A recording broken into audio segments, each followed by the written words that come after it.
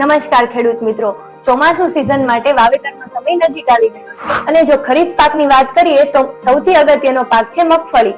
તો મગફળીમાં પાયાના કયા 3 ખાતરો શ્રેષ્ઠ છે એ વિશે આપણે આ વિડીયોમાં ચર્ચા કરીશું. નમસ્કાર ખેડૂત મિત્રો, હું છું forum Savaliya, MS agriculture Junagadh કૃષિ યુનિવર્સિટીથી.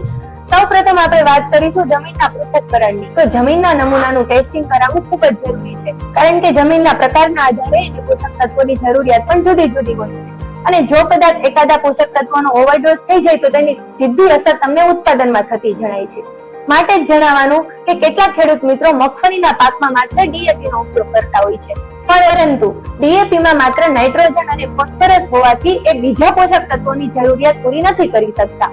અને ડીએપી માં 50% ફોસ્ફરસ વોટર સોલ્યુબલ હોય છે અને જે બાકીનો 50% ફોસ્ફરસ છે સાઇટ્રિક એસિડ સોલ્યુબલ, એટલે કે એસિડિક જમીનમાં દ્રાવ્ય થઈ શકે છે. અને ગુજરાતની જમીન તો બેઝિક હોય છે, માટે એ જે બીજો 50% ફોસ્ફરસ છે એ છોડ સુધી નથી પહોંચી શકતો.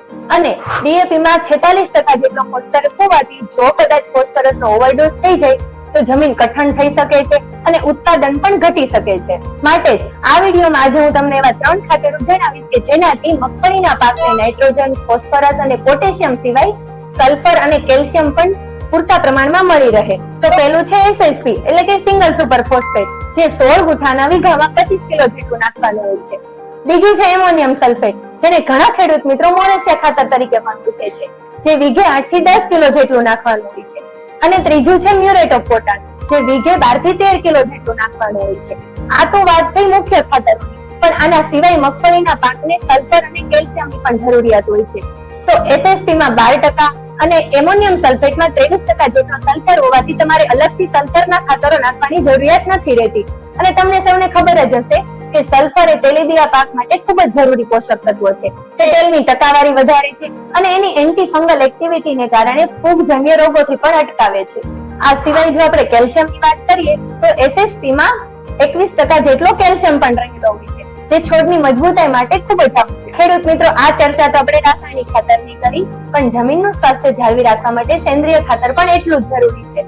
માટે વાવેતર કરતા પહેલા જ્યારે તમે જમીનની તૈયારી કરો છો ત્યારે 16 ગુઠાના વીઘે 1.5 થી 1.5 ટન જેટલું છાણિયું ખાતર પણ તમે આપી શકો છો. અને જો છાણિયું ખાતર અવેલેબલ ના હોય તો તમે વીઘે 80 થી 100 કિલોગ્રામ જેટલો દિવેલીનો ખોળ પણ આપી શકો છો. માત્ર આ એક ઉપાયના કારણે તમને ઉત્પાદનમાં 30 થી 32% જેટલો વધારો જોવા મળી શકે છે.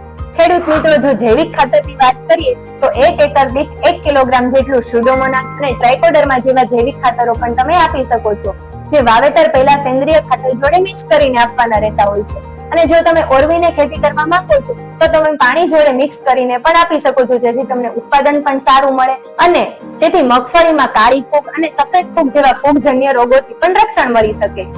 ખેડૂત મિત્રો, આ વિડીયોમાં આપણે ચર્ચા કરી મગફળીના પાક માટે કયા કયા પાયાના ખાતરો શ્રેષ્ઠ છે. આવી જ રીતે મગફળીના પાકની વૈજ્ઞાનિક ખેતી પદ્ધતિને લગતી નવી નવી કૃષિ માહિતી અમે આપતા રહેશું. માટે અમારી ચેનલ સાથે જોડાયેલી રહેજો અને આ વિડીયો વધુમાં વધુ તમારા સગા સંબંધી અને કૃષિ મિત્રો સાથે શેર કરજો. ધન્યવાદ.